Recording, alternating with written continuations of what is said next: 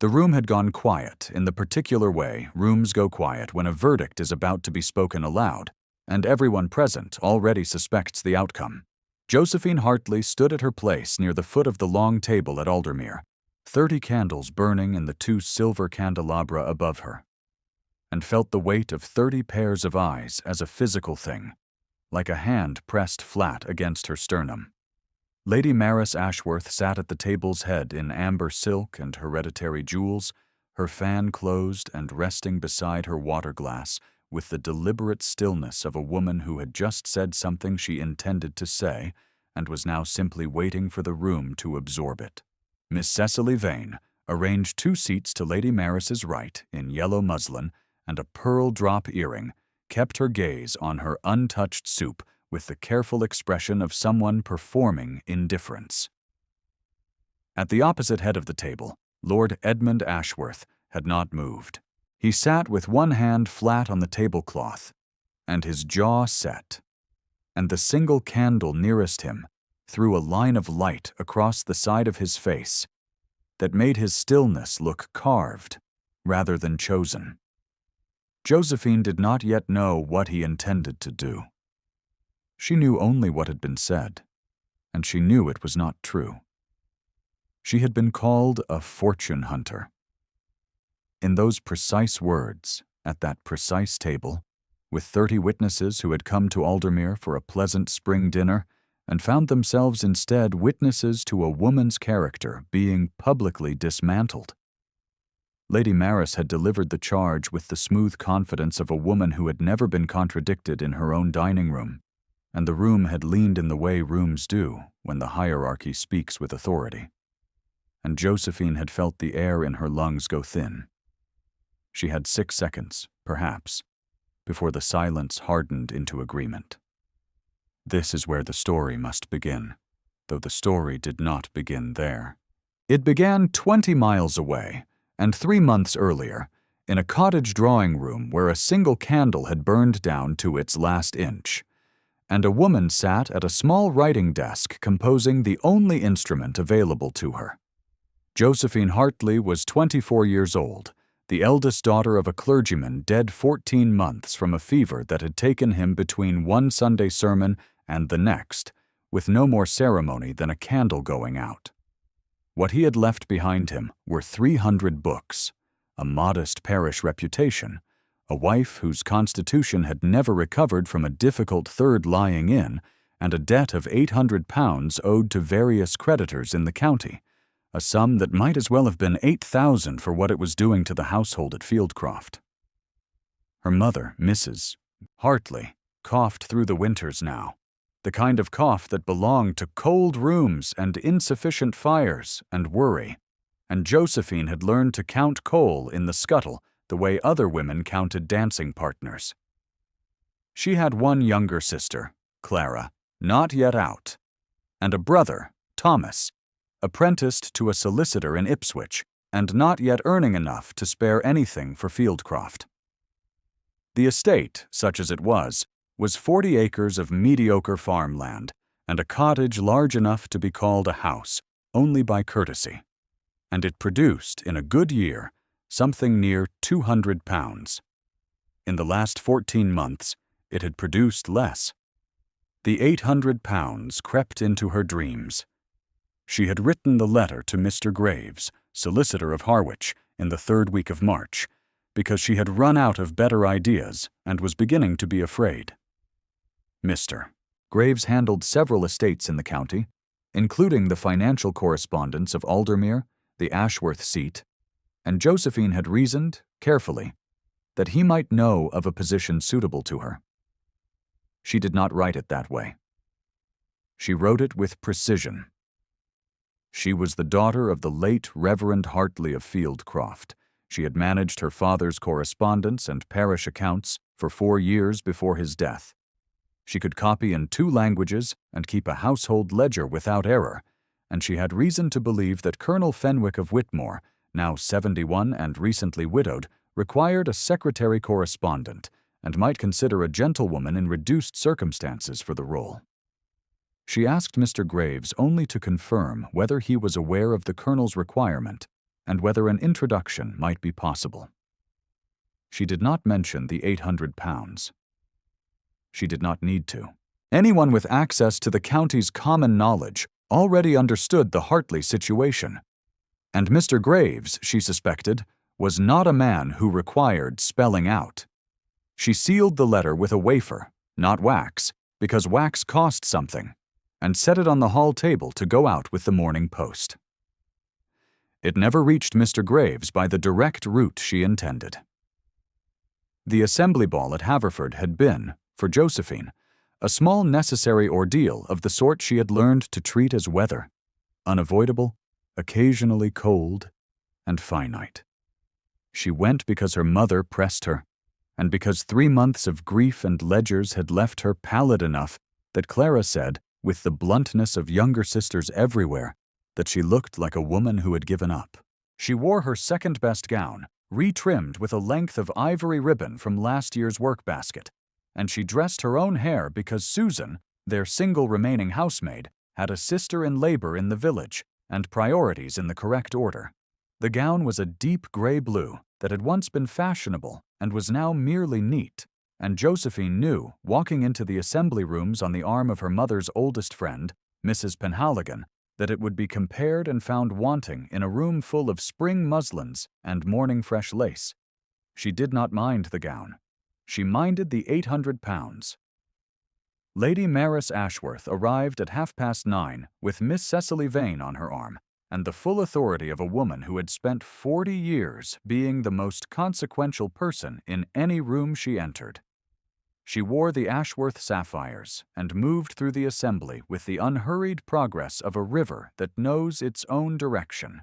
Miss Vane was 22, golden, and possessed of a manner that combined genuine prettiness with an absolute confidence in its effect. Mrs. Penhaligon murmured to Josephine that the girl had £12,000 and a cousin who was a baronet, and that Lady Maris had been running the campaign to attach her to Lord Ashworth since January. Lord Ashworth arrived 20 minutes later. Josephine registered him the way she registered changes in barometric pressure, as information, not invitation. He was 34 years old, which she knew from county gossip, and he looked it, not in the sense of being worn, but in the sense of being finished, the way certain faces settle into themselves once they have stopped performing anything. He was 10 years older than she was, and 20 miles distant in every sense that mattered, and his name had appeared in her life exactly twice before this evening. Once in a letter from her father's old friend noting that Ashworth had returned from 3 years abroad following the death of his wife, and once in a dinner-table conversation she had mostly not been attending. She had no reason to look at him twice, and every practical reason to look at him not at all. She looked at him once, across the length of the assembly room, and found his gaze already pointed in her direction, with a quality of attention she could not quite categorize. Then Lady Maris touched his sleeve, and he turned away, and Josephine told herself it meant nothing, because what else was there to tell herself? "Poor Miss Hartley," said a woman's voice behind her, pitched to carry no further than its immediate audience, but carrying rather further. "Still coming out in that gray thing. One admires the optimism." Mrs.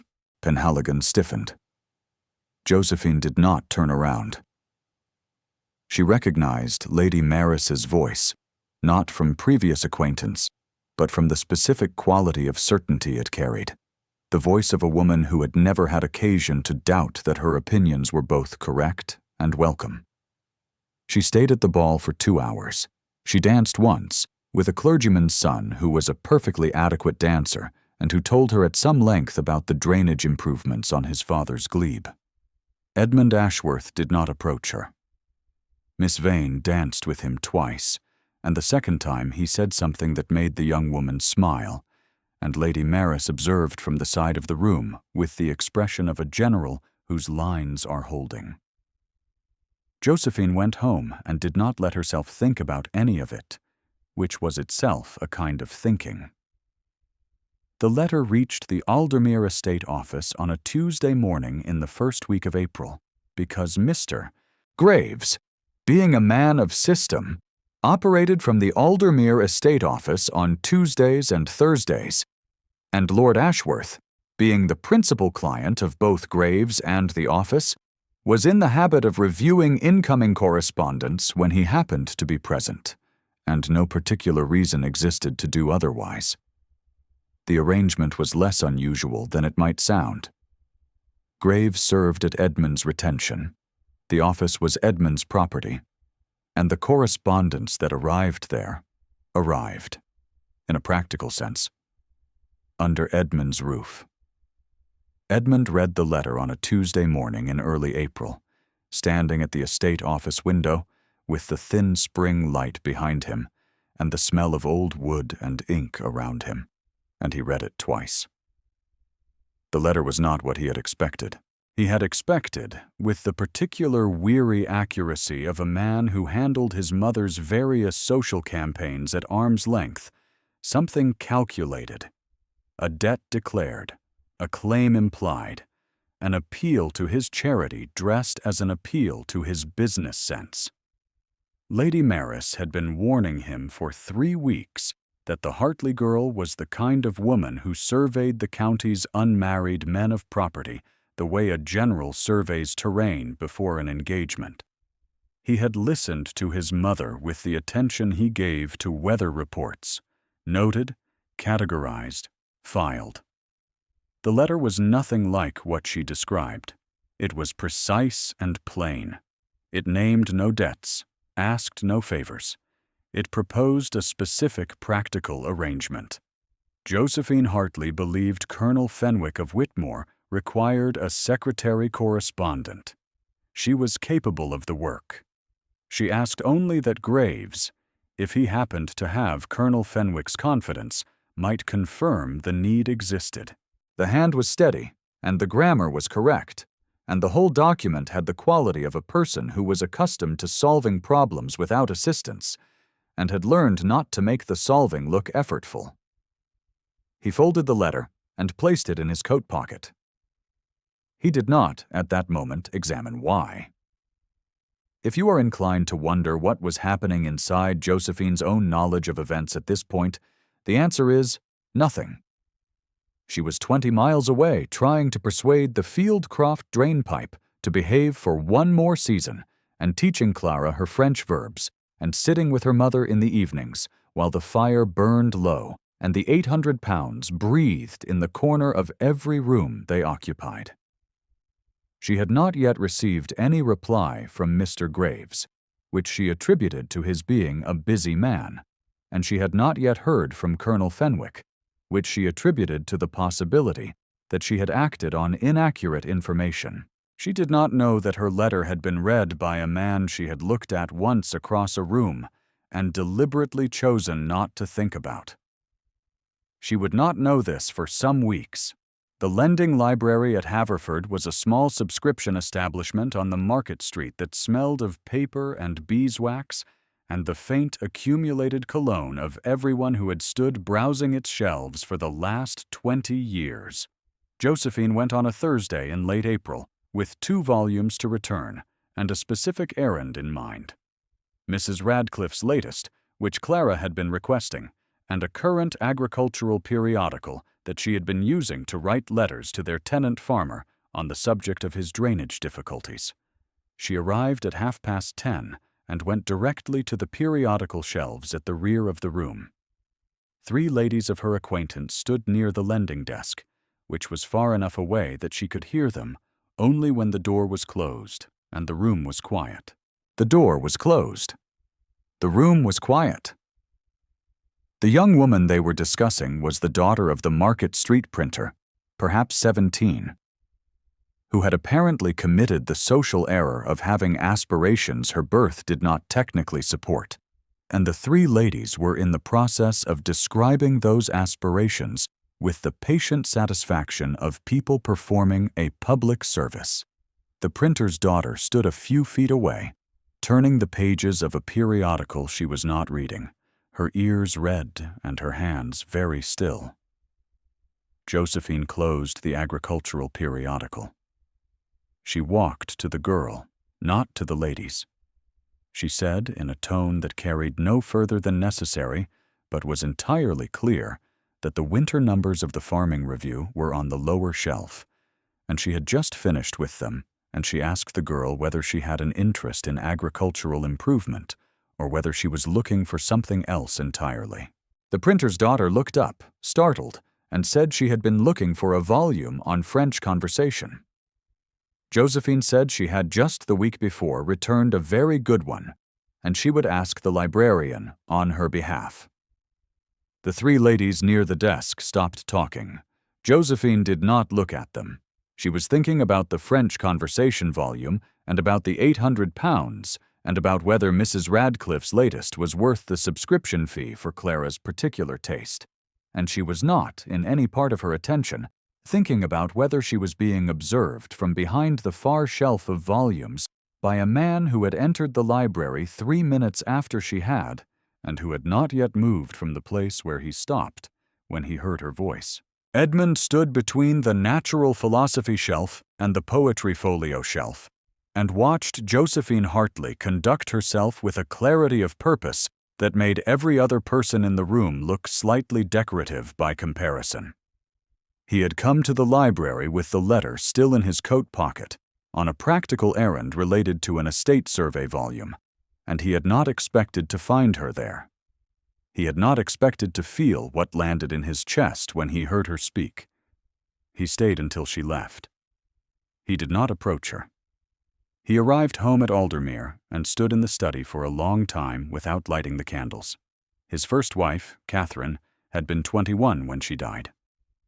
The lying in had been difficult from the first week, and the physician had told him in November that it was going to be difficult, and Edmund had told himself that difficult was not impossible, that Catherine was strong, that the matter would resolve. He had told himself these things because the alternative was to name what he suspected and act on the naming, and acting on the naming would have meant confessing that he had pressed the match in 1807 for reasons that were as much about the Ashworth entail and the need for an heir as they were about any feeling he had believed himself to possess. Catherine had been willing. Edmund had convinced himself that willing was the same as wanted. The child came in February 1808 and was buried the same week as its mother, and Edmund had gone abroad in 1809 and not come back for 3 years. And the guilt had come home with him and had not yet found anywhere to put itself down.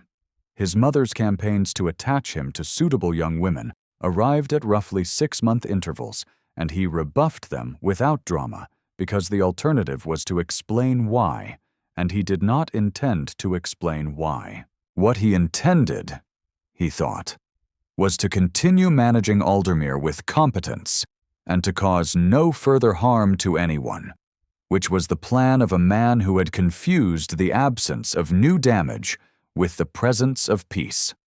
The letter in his coat pocket had produced a sensation he could not attribute to any of the categories he had assigned to incoming correspondence. It had produced something more like recognition, as though a hand had moved some obstruction slightly to the left, and he could see further than he had expected to see. He had been, he realized, in the lending library because he wanted to see whether the woman who had written that letter was the woman his mother described. She was not. She was considerably more, and the fact that she did not appear to know it made the matter considerably worse, in the specific sense that it made the matter considerably more compelling than he could afford. He locked the study door, which he had never previously done, and sat with the candles unlit until the house grew too cold to remain comfortable. If you have been moved by Josephine's story so far, you are not alone in that. Leave a comment when the moment strikes you. The story continues now, and the distance between 20 miles is about to become very short.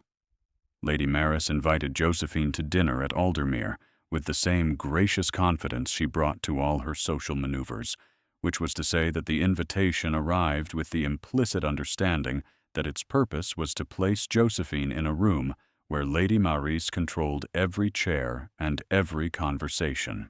The occasion was the spring dinner party, 30 guests from the county's upper tier, and Josephine received the invitation on a Saturday morning and spent 6 minutes deciding whether to accept, before her mother looked up from the sofa with the specific expression of a woman who understood the machinery her daughter was navigating and said simply that she ought to go.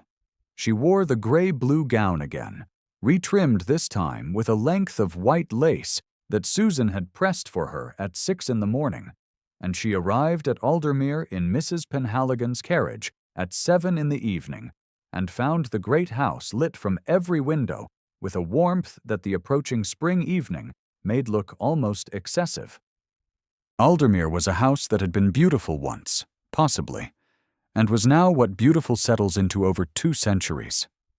Solid, assured, slightly impassive. The way certain faces look when they have stopped performing warmth, and are simply existing in the confidence that warmth is not required. Josephine went inside and found herself seated at the foot of the table, near 2 gentlemen of the county she knew by face, and a vicar she had met twice, and she understood without requiring explanation that her placement was deliberate. Lady Maris had put her far enough from Edmund that proximity was impossible, close enough to the table's margins that the seating itself said something about her status, and directly within eyeline of Miss Vane's golden presence at the table's upper third. Edmund was placed at the head of the table in the way of a man who had no choice about being placed at the head of a table, and had long since stopped performing his feelings about it. He spoke to his immediate neighbors with the brief, exact courtesy of a man who finds social performance effortful and has developed a workable system for managing it. He did not look in Josephine's direction. She was, she told herself, simply a guest at a dinner party. She managed her soup and her conversation, and she was careful and composed, and she thought about nothing in particular, which was its own kind of careful. Lady Maris waited until the remove had been cleared and the second course set before she spoke. She did it in the way of someone making a general observation to no one in particular, which was the most effective way of ensuring that everyone particular heard it. "I have often thought," Lady Maris said in the bright, measured tone of a woman making conversation, "that the current season brings a great many young women to the county who might do better to concern themselves with their own circumstances before seeking to improve them by other means." She paused, with the timing of a woman who had been managing dinner tables for 40 years. "Miss Hartley of Fieldcroft will understand my meaning. The late Reverend's accounts were, I believe, somewhat embarrassed. It is quite natural for a young woman in such a position to look about her for resolution." The room stilled. Not all at once. In the graduated way of 30 people simultaneously choosing whether to look at the woman being discussed or to look at their plates, and approximately half choosing each. Josephine had 6 seconds, perhaps, before the silence hardened into agreement. She did not use those 6 seconds to compose herself. She was already composed. She used them to decide that she was not going to let the lie stand in the room without correction, simply because correcting it required her to speak into 30 people's attention, which was the thing she had most preferred, for 24 years, not to require. She looked at Lady Maris across the length of the table with complete directness and said, "I believe your ladyship has misunderstood my situation. I have not come to Aldermere in search of anything except a pleasant dinner, to which I was kindly invited. My letter to Mr. Graves concerned a position as secretary-correspondent to Colonel Fenwick of Whitmore, whose correspondence needs I had reason to believe were unmet. I sought employment, not advantage. I am sorry if the distinction was not clear." The silence that followed was of a different quality from the one before. The one before had been a gathering. This one was a suspension, the entire room holding a collective breath and waiting to see in which direction the next authority was going to fall. Lady Maris opened her fan with a sharp, precise click. "Employment," she said, and the word contained an entire editorial. "Miss Vane," Josephine noticed, had pressed her lips together very slightly. Not in disapproval of Lady Maris, but in the specific expression of a woman recalculating the confidence she had carried into the room. Edmund rose from his chair. He rose the way certain men rise when they have decided something, and the decision is complete. Without announcement, without particular haste, with the quality of a thing already finished. He reached into the inside pocket of his coat and removed a folded sheet of paper. Josephine recognized it at a distance she should not have been able to recognize it from. The particular weight of the paper, the specific fold, the wafer seal that she had pressed herself on a night in March by the last inch of a candle. He held it at his side for a moment without opening it. "Mr. Graves," he said, without raising his voice. Mr. Graves, seated 4 places from Edmund's right, straightened in his chair with the expression of a solicitor who has just understood that he is about to be required to confirm something in public. "My lord," he said. "You received this letter," Edmund said, "in the first week of April. You will confirm its contents." "I can confirm," Mr. Graves said carefully, "that the letter describes a request for information regarding Colonel Fenwick's secretarial requirement. It names no debts and makes no solicitation of advantage. It is, in my professional assessment, a letter written by a woman in competent circumstances seeking legitimate employment." Lady Maris's fan moved twice. Her expression had not changed, but something behind it had shifted, the way a painted wall will shift slightly when the plaster beneath it settles. Edmund looked at his mother for one long moment, and then he unfolded the letter and read from it.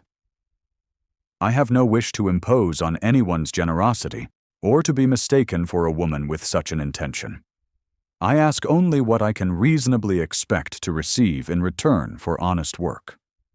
If no such position exists, I shall look elsewhere, and I am grateful for any assistance you can provide." He folded the letter again. "There is no fortune hunting in this document," he said. "There is no claim, no appeal, no calculation. There is a woman asking for the chance to do useful work." He set the letter on the tablecloth in front of him with a deliberateness that the room registered in complete silence. "I should have admired that quality in anyone who possessed it. I find I admire it rather particularly in this instance." He looked at Josephine then, across the full length of the table, with the direct quality of attention she had registered once before at the Haverford Assembly, and had told herself meant nothing. It was not nothing. It had not been nothing in the assembly room, and it was not nothing here. And the difference between then and now was that she was no longer telling herself otherwise. "Miss Hartley," he said. She was aware of the 30 people in the room. She was aware of Lady Maris and the closed fan and Miss Vane's recalculating silence. She was aware of Mr. Graves's carefully neutral expression and of Mrs. Penhaligon, seated midway down the table, whose face had acquired the expression of a woman who had been waiting patiently for a particular thing to happen and was gratified to find it happening. She said, "My lord," in a voice that was perfectly steady, because she had decided, approximately 6 seconds ago, that she was not going to cry at a dinner table in front of 30 people, no matter what the evening produced, and she found she meant it. "You asked Mr. Graves about Colonel Fenwick's position," Edmund said. "I can tell you that the colonel filled the position in January, from his own family, and that the inquiry was therefore moot before it was made. However," he paused, with the precision of a man choosing his next words, with the attention he gave to legal documents. "Aldermere's own estate correspondence has been managed since last September by a clerk who is leaving at midsummer to take a position in London. I find myself in want of someone competent. The position is legitimate. The compensation is £12 per quarter." He met her eyes with the gravity of a man who has crossed a bridge and burned it at the same moment, and knows he has done both. If you are still looking for honest work, I believe I can offer it. The room made the sound of 30 people simultaneously processing something that was both entirely proper and entirely unprecedented, which is to say, it made almost no sound at all, only the faint collective intake of breath that serves, in a Regency dining room, for everything that cannot be said aloud. Lady Maris's fan opened again. She said nothing. Josephine understood, watching her, that this was not because she had nothing to say. It was because she had arrived at the specific reckoning of a woman whose confidence has always rested on the assurance that her son would eventually listen to her, and who was discovering, with the clarity that public reversals force on everyone present, that he had listened to someone else entirely, and had, in fact, been listening to someone else for some weeks. Lady Maris was not a cruel woman, not in the root sense. She was a woman whose world was organized around a set of certainties that had just ceased to be certain, and the process of reorganizing that world was going to take longer than a dinner party permitted. She would require a season, possibly, and her own fireside, and the knowledge that the choice had been made completely and could not be managed back. For the moment, she simply sat with her fan open and looked at her son's face and registered, perhaps for the first time that spring, that the campaign had not merely failed, but had never been the point. Miss Vane lifted her water glass and took a careful sip and set it down again, and her expression settled into something that was not quite defeat and not quite grace, but was quietly in the vicinity of both. Mr. Graves looked at the letter on the tablecloth, and then at Josephine, and then at his hands, and the professional neutrality of his expression gave way, just briefly, to the satisfaction of a man who had been holding a piece of information for 6 weeks and was glad to see it properly deployed. Josephine said, "I would need to consider it." She said it because it was true, and because it was the honest answer, and because a woman who had written that she expected only what could reasonably be given in exchange for honest work was not going to accept a position at a dinner table in front of 30 witnesses without determining whether the position was what she had described it as seeking. She was also aware, with a clarity that she had not previously permitted herself, that the position was not the whole of what was being offered, and that Edmund knew she understood this, and that she needed time to decide whether she was prepared to receive what was being offered completely. Edmund said, "Take whatever time you need." The words were plain. The weight behind them was not. Dinner concluded in due course with the careful resumption of social conversation that 30 well-bred people are capable of mounting on short notice when required. The gentlemen went to their port. The ladies went to the drawing room, where Lady Maris sat by the fire and spoke to Mrs. Drayton about the condition of the roads with a focused precision that precluded any other topic, and Miss Vane sat beside her with the correctly subdued expression of a woman who had arrived at the evening in one kind of certainty, and was now, quietly, privately, in another. Mrs. Penhaligon found Josephine by the window, and pressed her hand once without saying anything at all, which said considerably more than words would have. Josephine stood at the drawing-room window and looked out at the Aldermere grounds in the blue-black dark of a late spring evening and tried to take proper inventory of what had happened. The £800 was still real. Her mother's cough was still real. The 40 acres of mediocre farmland and the Fieldcroft drainpipe were still real. None of the practical circumstances of her life had changed in the last 40 minutes. What had changed was that a man had read her words at a table of 30 people and said he admired them, and had made a public choice in the specific arena where the hierarchy had just rendered a public verdict against her. And the verdict had been overturned not by sentiment, but by evidence, by the letter she had written by the last inch of a candle on a night in March, when the £800 breathed in every corner, and she had nothing left to spend but honesty. Edmund found her there 20 minutes later, after the port, standing still with her hands folded in front of her and the window's darkness at her back. The drawing room had thinned as guests drifted toward their wraps, and the carriages began to assemble on the gravel drive, and the fire had settled to a low red core, and the room was quiet in the specific way rooms go quiet when they have absorbed a great deal of event and are letting it settle. He said, "I owe you an explanation." She turned. He was standing at a distance that was correct for the drawing room, and close enough that she could see the expression on his face, which was the expression of a man who had decided to say something difficult and had already accepted the cost of saying it. She waited.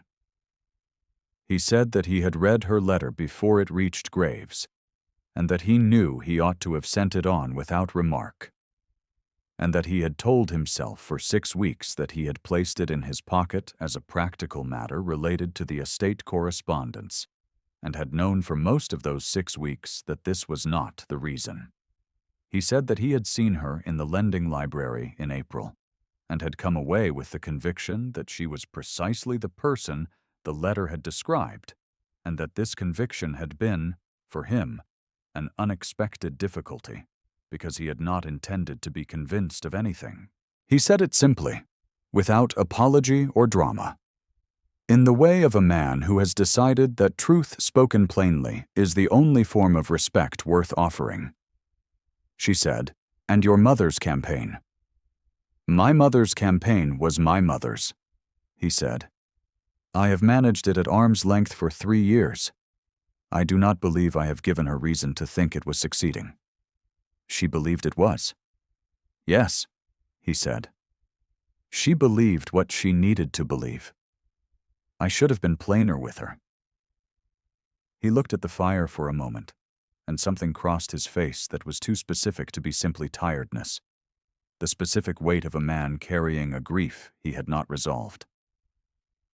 "I have been, for some years, in the habit of avoiding clarity about my own intentions. It has not served the people I should have been clearer with." She understood then. Not everything, but enough. The dead wife, the loss, the 3 years abroad. The shape of it was legible, the way certain silences have a specific shape when you have learned to read them. She did not ask. She waited, because she was a woman who had learned that some things require space, rather than questions.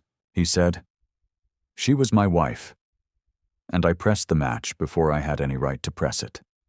And she died before I could know whether she would have chosen differently if I had waited."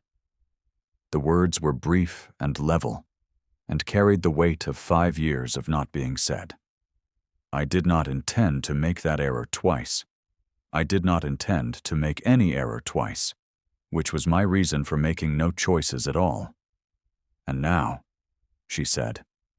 "And now," he said, with the precision of a man crossing a bridge, "I find I have made a choice in a dining room in front of 30 people, and I believe it to be the correct one, and I am asking you to decide whether you agree." She looked at him with the full attention she had given to the lending library and the French conversation periodical, and the problem of the Fieldcroft drain pipe and all the other things she had managed with the care they deserved. And she said, "I would need to know whether you would find it difficult, having a wife who speaks plainly at dinner tables." His face shifted. "Not much. Enough." Something in the careful architecture of it moved, and she recognized it.